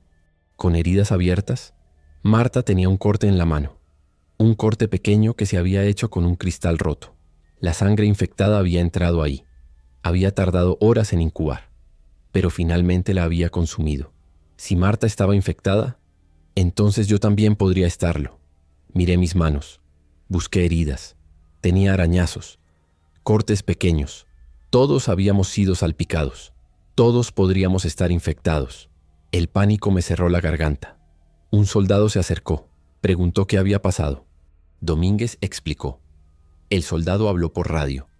En segundos había 10 soldados rodeándonos, sus armas apuntando hacia nosotros. El oficial a cargo llegó. Ordenó que nos llevaran al área de cuarentena. Protesté. Dije que estábamos limpios, que nos habían revisado. El oficial no escuchó. Nos agarraron. Nos arrastraron hacia otra parte del vestíbulo. Un área acordonada con plástico grueso. Dentro había otras personas. Personas que esperaban confirmación. Personas sospechosas de estar infectadas. Nos tiraron ahí dentro. La puerta de plástico se selló detrás de nosotros. Un soldado nos gritó a través del plástico. Dijo que nos revisarían otra vez, que tomarían nuestra temperatura cada hora. Al primer signo de infección nos eliminarían. No dijo matarían, dijo eliminarían. Como si fuéramos basura, como si ya no fuéramos humanos. Me senté en el suelo. Mis manos temblaban. No de miedo, de rabia. Habíamos llegado hasta aquí. Estábamos a metros de la evacuación y ahora estábamos atrapados otra vez en otra jaula, esperando otra sentencia de muerte. Pasó una hora. Un médico entró, tomó nuestras temperaturas. La mía era 36,8, un poco alta pero dentro del rango normal.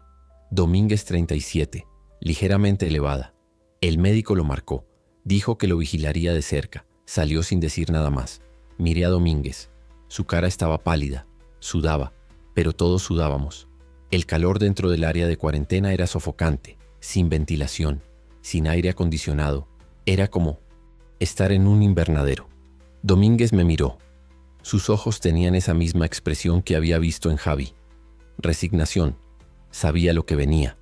Le dije que estaría bien, que la fiebre era solo por el calor, por el agotamiento.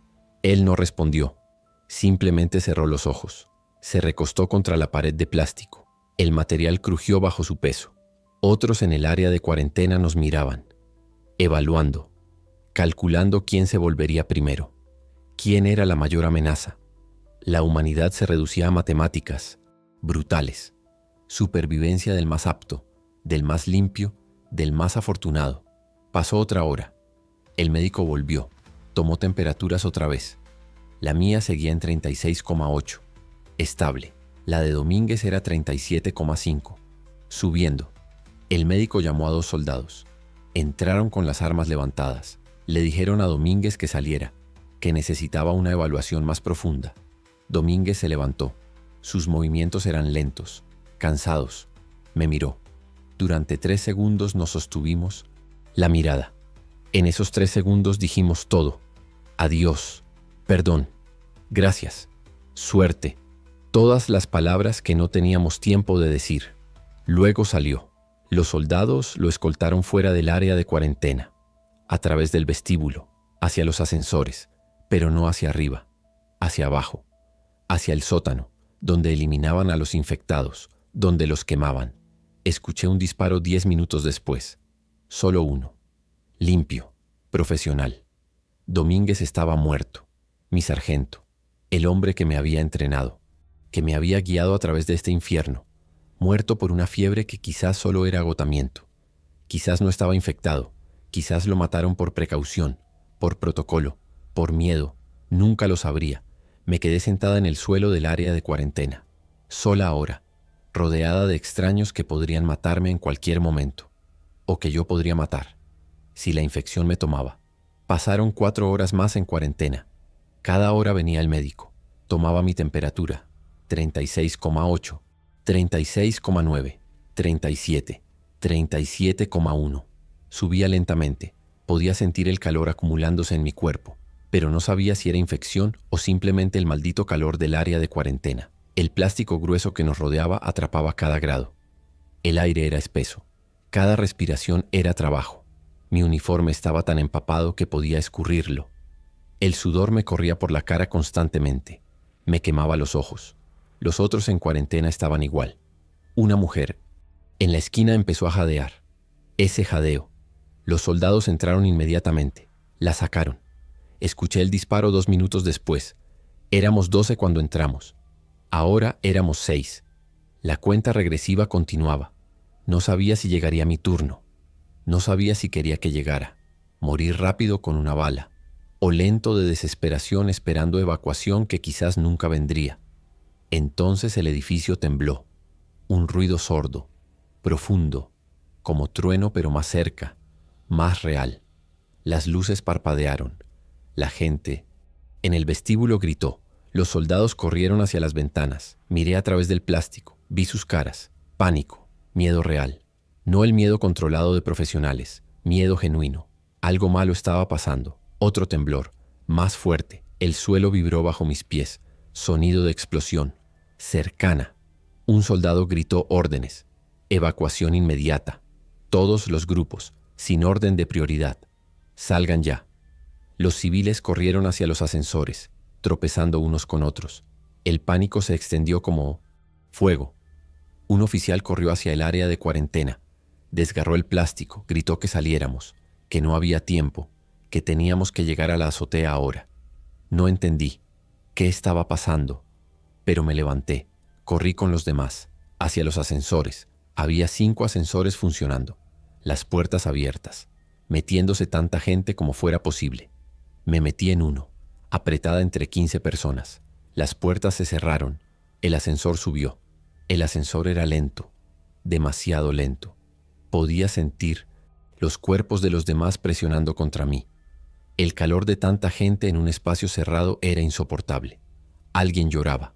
Otra persona rezaba en voz baja. El ascensor marcaba los pisos. 10, 20, 30, 40, 50. Torre de Cristal tenía 70 pisos. La azotea estaba en el 70, faltaba. El ascensor se sacudió. Otra explosión, más cercana. La mujer a mi lado gritó. El ascensor se detuvo. Piso 62. Las puertas no se abrían. Alguien golpeó el botón de emergencia. Nada. Golpeó el botón de abrir puertas. Las puertas se abrieron lentamente. Salimos en tropel. Era un piso de oficinas, vacío, escritorios y computadoras abandonados. Las ventanas mostraban Madrid extendiéndose abajo. Y mostraban algo más. Casas. Aviones militares volando bajo sobre la ciudad. Uno pasó tan cerca que el sonido hizo temblar las ventanas. Soltó algo. Un misil. Lo vi caer hacia un puente en la M30. El puente explotó en una bola de fuego naranja. Los escombros volaron en todas direcciones. Estaban bombardeando Madrid. Un hombre con traje señaló las escaleras de emergencia. Teníamos que subir a pie. 8 pisos. Corrimos hacia las escaleras. La puerta estaba marcada con señalización de emergencia. La abrimos. La escalera era estrecha, de cemento, con barandillas metálicas. Empezamos a subir. Mis piernas ardían. Después de todo lo que habían corrido, después de todo lo que habían soportado. Ahora tenían que subir 8 pisos. Cada escalón era agonía. Mi respiración era un jadeo.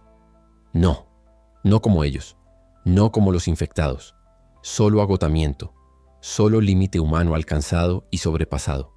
La gente delante de mí subía lento, demasiado lento.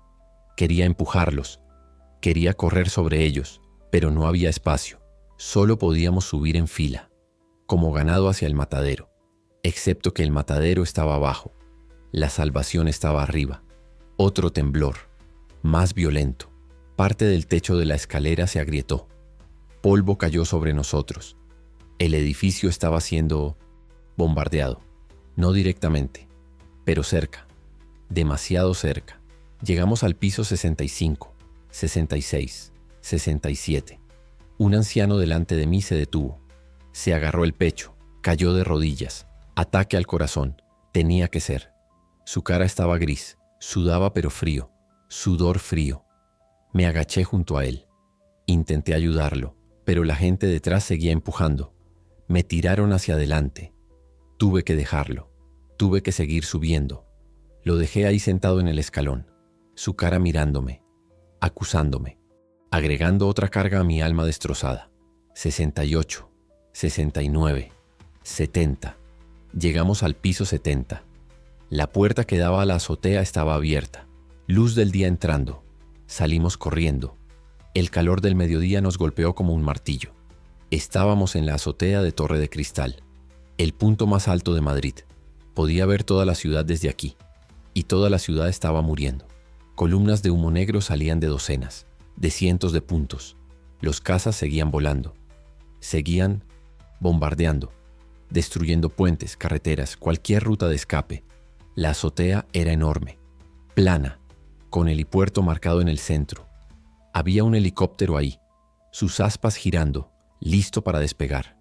Soldados gritaban órdenes, organizando a la gente en filas, metiéndolos en el helicóptero. 10 personas, 15, 20. El helicóptero estaba sobrecargado, pero seguían metiendo gente. Finalmente un soldado gritó que estaba lleno, cerró las puertas. El helicóptero despegó, se elevó de la azotea, se inclinó hacia el norte, alejándose de Madrid, hacia las montañas, hacia la seguridad. Observamos cómo se alejaba. Éramos como 50 personas todavía en la azotea, esperando el siguiente helicóptero. Un soldado gritó que vendría en 10 minutos, que esperáramos, que mantuviéramos la calma. Nos sentamos, nos acostamos. Algunos lloraban, otros rezaban. Yo solo miraba la ciudad, mi ciudad, la ciudad que juré proteger, muriendo bajo mis ojos, y yo huyendo, como una rata de un barco que se hunde. Así me sentía, como una rata, como una cobarde, como una traidora. 10 minutos pasaron, luego 15, luego 20. El helicóptero no volvía. Un soldado intentó comunicarse por radio, solo estática. Probó diferentes frecuencias. Nada. Otro soldado sacó unos binoculares. Miró hacia el norte, hacia donde había ido el helicóptero. Su cara se puso pálida. Bajó los binoculares. Habló con el otro soldado en voz baja, pero lo escuché. Dijo que el helicóptero había sido derribado, que había visto el misil impactarlo, que había explotado en el aire. Todos los que estaban adentro, muertos. La evacuación había terminado. No vendrían más helicópteros. El gobierno había decidido. Madrid era una zona de exterminio. Destruir todo, quemar todo. Asegurarse de que la infección no saliera, aunque eso significara sacrificar a todos dentro, incluyéndonos, incluyendo a los soldados que seguían órdenes, incluyendo a los civiles inocentes. Todos éramos daño colateral aceptable. El soldado se sentó en el suelo, dejó caer su rifle, puso su cara entre sus manos. El otro soldado lo miró, luego miró a los civiles, luego al horizonte. Su cara no mostraba emoción, solo aceptación. La gente en la azotea empezó a entender, no por palabras, por instinto, por la forma en que los soldados se habían rendido, por la ausencia del helicóptero prometido, por el sonido constante de las explosiones acercándose. Una mujer empezó a gritar, gritos agudos, histéricos. Se lanzó hacia el borde de la azotea. 2 personas la agarraron, la tiraron al suelo, la sostuvieron mientras se retorcía, mientras gritaba que quería saltar, que era mejor saltar, que era más rápido, más limpio, que morir quemada, que morir aplastada, que morir infectada. Tenía razón. Miré el borde. Era tentador. Un paso. 3 segundos de caída. Luego nada. Paz. Final. Pero mis piernas no se movieron. Mi instinto de supervivencia era más fuerte que mi lógica. Mi cuerpo se negaba a rendirse incluso cuando mi mente había aceptado lo inevitable. Me senté en el suelo. Saqué mi arma. La revisé. Cargador lleno. Una bala para mí si era necesario. Control. Al menos tendría eso. Control sobre cómo morir, si no sobre si morir. Un sonido diferente llamó mi atención. Un helicóptero. Pero no del norte, del sur, volando bajo, acercándose a Torre de Cristal. La gente se levantó, corrió hacia el centro de la azotea, agitando los brazos, gritando. El helicóptero se acercó. Podía ver las marcas militares. Podía ver las puertas laterales, abiertas. Podía ver los soldados adentro. Y entonces vi las ametralladoras, apuntando hacia abajo, hacia nosotros. Grité una advertencia, pero el ruido de las aspas ahogó mi voz. El helicóptero abrió fuego. Las balas destrozaron el cemento de la azotea, destrozaron cuerpos. Sangre y trozos de carne explotaron en todas direcciones. La gente cayó como marionetas con los hilos cortados. Corrí hacia el borde de la azotea. Me tiré detrás de una unidad de ventilación. El metal grueso me protegió. Las balas golpeaban el otro lado. El sonido era ensordecedor, como granizo de metal. El helicóptero hizo una pasada, luego otra, cada vez matando más gente. Cuando finalmente se alejó, la azotea estaba cubierta de cuerpos.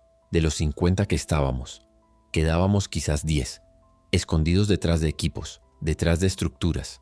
Los afortunados o los desafortunados. Dependía de cómo lo miraras. Me levanté lentamente. Mi uniforme estaba salpicado con sangre que no era mía. Miré alrededor. Rostros conocidos ahora irreconocibles. Cuerpos destrozados. El olor a pólvora y sangre era tan espeso que podía saborearlo. Una de las supervivientes, una chica joven, quizás 20 años, estaba sentada en medio de la azotea, en medio de los cuerpos, sosteniendo algo. Me acerqué. Era un brazo, solo un brazo. Lo sostenía como si fuera un bebé, acunándolo, hablándole. Su mente se había roto. El trauma había sido demasiado. La dejé ahí. No había nada que pudiera hacer por ella. Los soldados que habían estado con nosotros estaban muertos. Ambos. Uno había recibido una ráfaga en el pecho. El otro en la cabeza. Sus cuerpos en posiciones imposibles. Recogí el rifle de uno. Más munición, como si fuera a importar. Como si pudiera disparar a los cazas, a los helicópteros, al gobierno que nos había traicionado. Pero tener el arma me hacía sentir menos impotente, aunque fuera una ilusión. Los otros supervivientes salieron de sus escondites. Nos miramos. No había palabras. ¿Qué podíamos decirnos? ¿Qué consuelo podíamos ofrecer? Estábamos muertos, solo que todavía respirábamos. Uno de ellos, un hombre de mediana edad con gafas rotas, señaló la puerta que llevaba de vuelta al edificio. Teníamos que bajar. Quedarnos en la azotea era suicidio. El helicóptero podía volver, o los cazas podían bombardear este edificio siguiente. Teníamos que movernos. Entramos de nuevo, bajamos las escaleras. Más rápido ahora. Ya no había esperanza ralentizándonos, solo miedo acelerando cada paso. Llegamos al vestíbulo del piso 70. Las ventanas mostraban la ciudad. Un caza pasó cerca. Demasiado cerca. Soltó algo, un misil directo hacia Torre Cepsa, la torre vecina. A solo 200 metros, el misil impactó el piso 50. La explosión fue cegadora. El sonido llegó medio segundo después. Las ventanas de Torre de Cristal explotaron. El vidrio voló hacia adentro. Me tiré al suelo. Los fragmentos llovieron sobre mí, cortándome la espalda, los brazos, la cara, dolor agudo, ardiente. Me levanté. Sangre corría por mi cara. Podía saborearla, metálica, caliente. Miré hacia Torre Cepsa. El piso impactado ardía. Las llamas salían de las ventanas rotas. Y luego la torre empezó a inclinarse, lentamente al principio, luego más rápido. Se estaba derrumbando, cayendo hacia nosotros, hacia Torre de Cristal. Alguien gritó correr. Corrimos hacia las escaleras, bajamos saltando escalones. El sonido del derrumbe era como el fin del mundo. Metal retorciéndose, cemento rompiéndose, vidrio explotando. El edificio entero temblaba. Torre Cepsa cayó, pero no hacia nosotros. Cayó hacia el lado opuesto, alejándose. El impacto cuando golpeó el suelo fue como un terremoto. Torre de Cristal se sacudió. Me agarré de la barandilla de las escaleras, mis nudillos blancos por la presión. El temblor duró 10 segundos. Luego se detuvo. Seguimos bajando. Piso 60, 50, 40. Las piernas funcionaban en automático. El cerebro había dejado de pensar. Solo funcionaba el instinto. Bajar, sobrevivir, encontrar salida. Aunque no hubiera salida, aunque todo fuera inútil. Llegamos al piso 42. La puerta de las escaleras estaba bloqueada. Escombros del otro lado.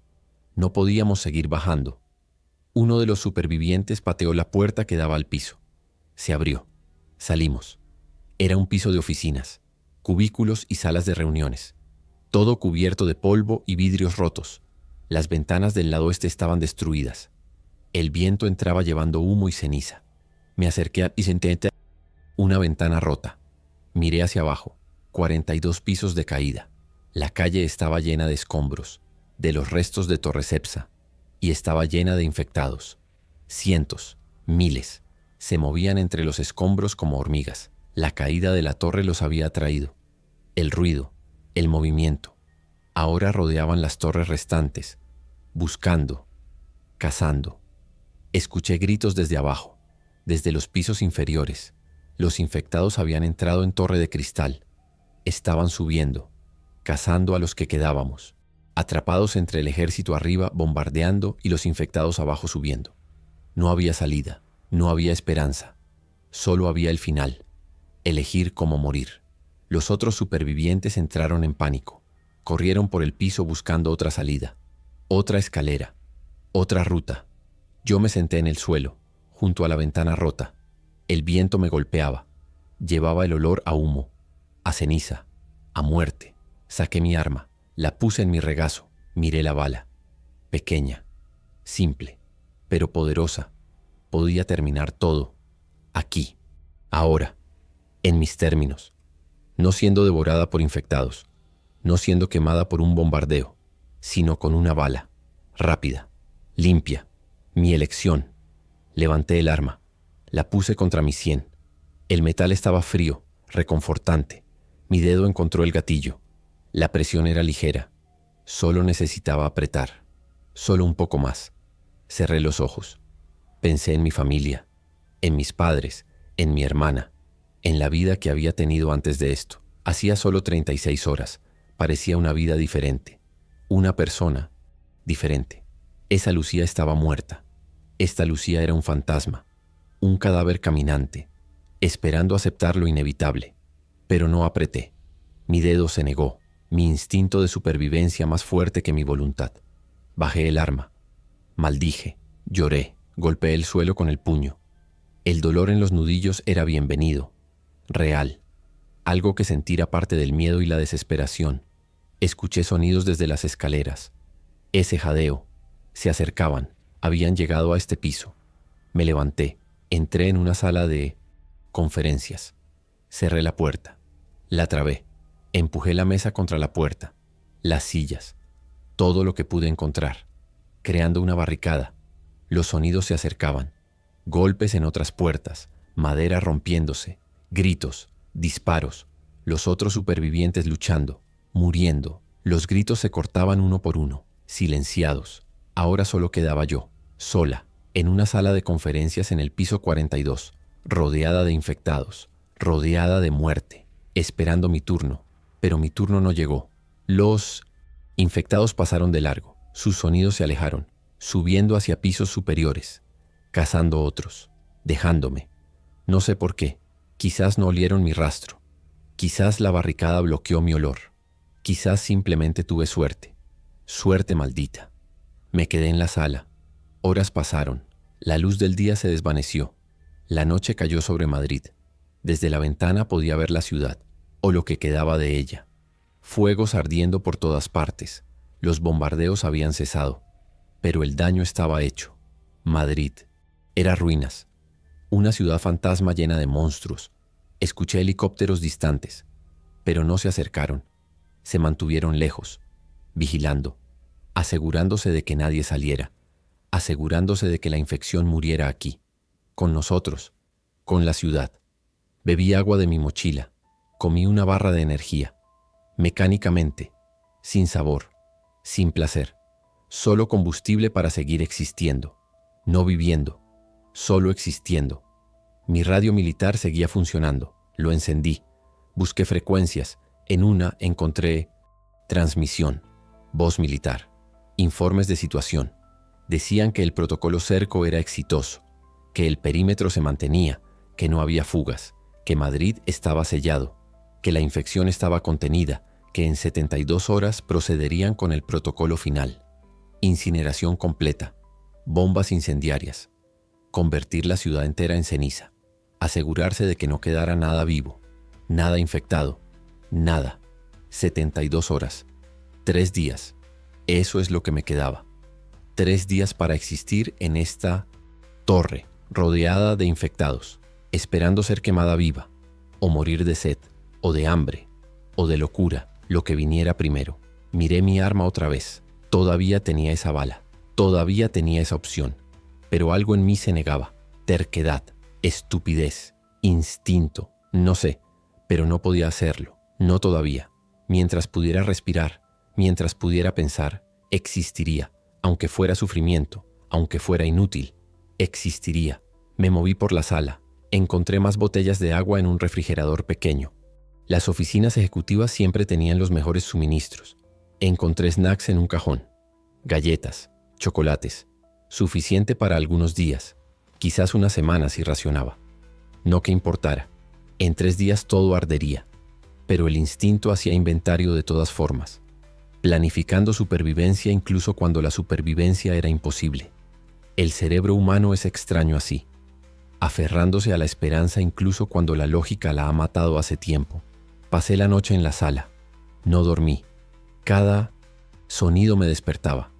El viento en las ventanas rotas, los crujidos del edificio asentándose, los jadeos distantes de infectados en otros pisos. Me quedaba inmóvil, conteniendo la respiración, esperando que pasaran. Y pasaban, una y otra vez. Sobreviví la noche.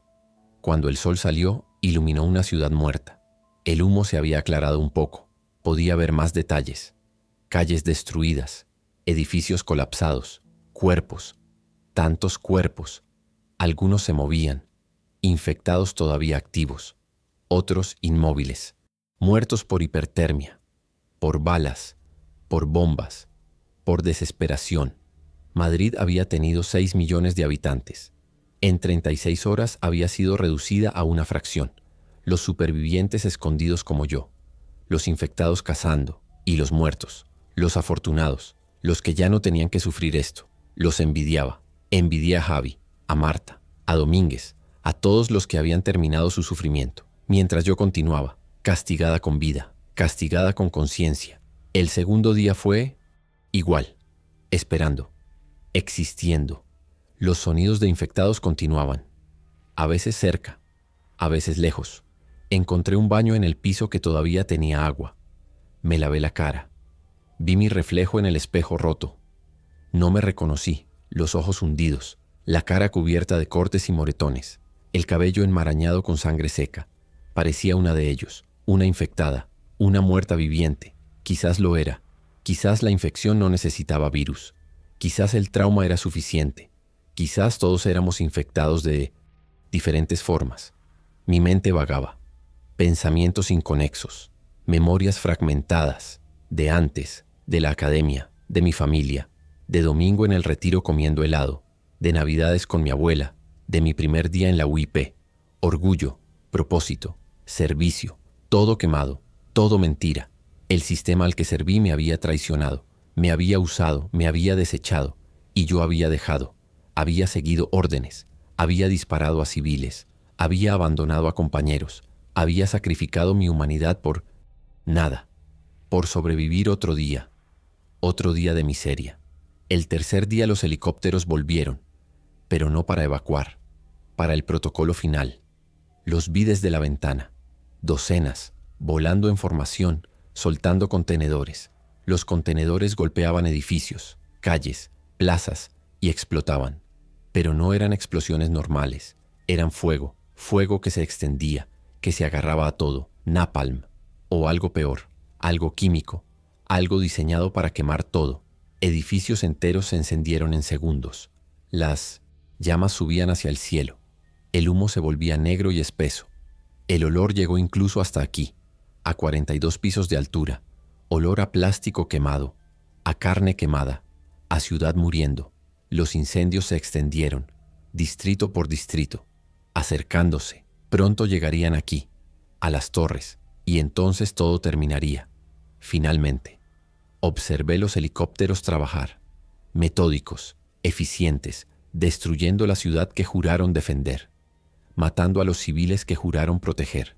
Solo seguían órdenes, como yo había hecho, como todos habíamos hecho. Órdenes, la excusa perfecta, la mentira perfecta. Los infectados en el edificio se agitaron, el fuego los asustaba, los enloquecía más. Escuché sus chillidos, sus jadeos, corriendo, bajando, intentando escapar de las llamas, pero no había escape. Las llamas alcanzaron la base de torre de cristal, subieron por los pisos inferiores, veloces, hambrientas, consumiendo todo. El humo empezó a subir, entrando por las ventanas rotas, llenando el edificio. Tosí. Los ojos me lloraban, la garganta me ardía. Empapé un trozo de tela en agua, me lo até sobre la boca y nariz. Ayudó. Poco. El calor aumentaba. Podía sentirlo a través del suelo, a través de las paredes. El edificio se estaba cocinando. Me acerqué a la ventana, el borde donde faltaba el cristal. Miré hacia abajo, 42 pisos de caída. Luego las llamas, muerte rápida o muerte lenta por humo, por fuego, subiendo piso por piso hasta alcanzarme. La bala todavía era opción. Saqué mi arma, la miré, mi compañera constante, mi billete de salida. Pero incluso ahora, incluso con las llamas viniendo, no podía. Mi cuerpo se negaba. Quería vivir, aunque fuera por 5 minutos más, aunque fuera sufriendo. Me alejé de la ventana. Fui al rincón más alejado de la sala. Me senté con la espalda contra la pared. El humo llenaba la sala ahora. Dificultaba respirar. Cada inhalación era dolor. El calor era insoportable. El sudor evaporándose de mi piel al instante. Cerré los ojos. Esperé. Este era el final. No con gloria, no con honor, no con sentido, solo con humo y fuego y soledad. Sola en una torre ardiendo, en una ciudad ardiendo, traicionada por mi gobierno, abandonada por mi sistema, castigada por haber sobrevivido, cuando tantos mejores que yo habían muerto. Carmen, los turistas, los civiles en la azotea, todos habían muerto. Y yo había vivido. ¿Para qué? Para esto, para morir lentamente ahogada en humo, consciente hasta el final. La tos me sacudía, mi cuerpo intentaba expulsar el humo, pero entraba más con cada respiración. Mi visión se oscureció en los bordes, el oxígeno faltando, el cerebro apagándose. Finalmente terminaba. Dejé que la oscuridad viniera. Bienvenida, pacífica, el final. Pero no morí. Desperté. No sé cuánto después, horas, quizás un día. Estaba en el suelo de la sala. El humo se había aclarado un poco. Las llamas no habían llegado a este piso. Habían consumido los pisos inferiores, pero luego se habían detenido. Sin más combustible, o por diseño, dejando los pisos superiores intactos. Trampas, jaulas, para los que quedábamos. Me levanté, mareada, débil. Bebí agua. Toda el agua que quedaba. Mi garganta estaba destrozada. Cada trago era agonía, pero necesitaba hidratación. Necesitaba seguir funcionando. Me arrastré hacia la ventana. Miré afuera. Madrid estaba destruida, completamente. No quedaba nada reconocible. Solo ruinas humeantes, edificios colapsados, calles cubiertas de escombros y ceniza. No había movimiento.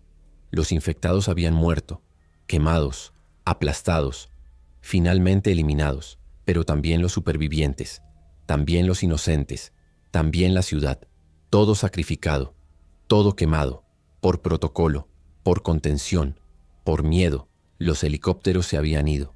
El silencio era absoluto, roto solo por el viento, por los crujidos de estructuras colapsando, por mi respiración rasposa.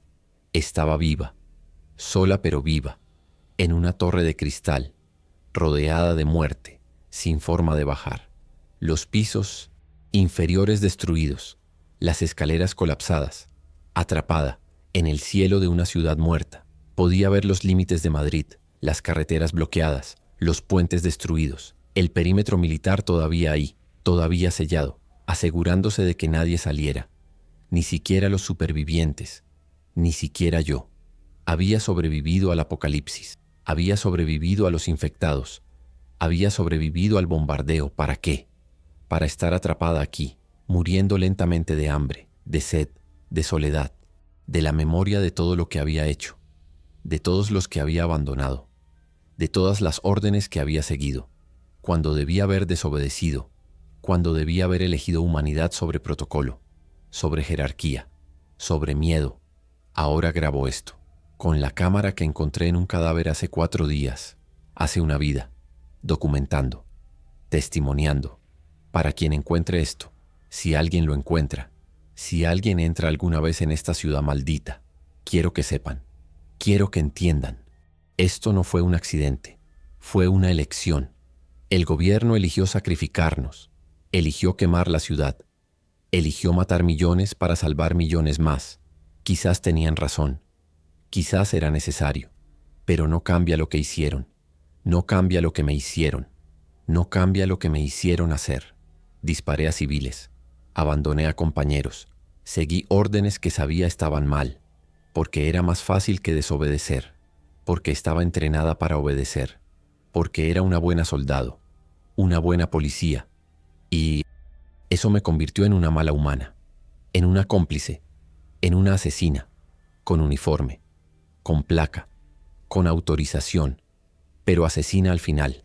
Miro por la ventana cada día, viendo la ciudad muerta, viendo los buitres volando sobre los escombros. Sí, incluso los buitres han regresado, la naturaleza reclamando lo que queda. Pronto me quedaré sin agua, sin comida. Ya casi no queda, días, quizás una semana. Luego moriré, aquí, en esta sala, en esta torre, mi tumba de cristal, mi castillo en el cielo, mi infierno personal.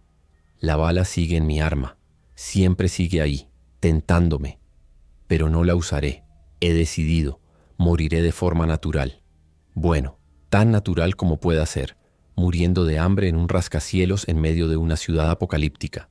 Moriré consciente, moriré recordando cada cara, cada nombre, cada persona que dejé atrás, llevándolos conmigo.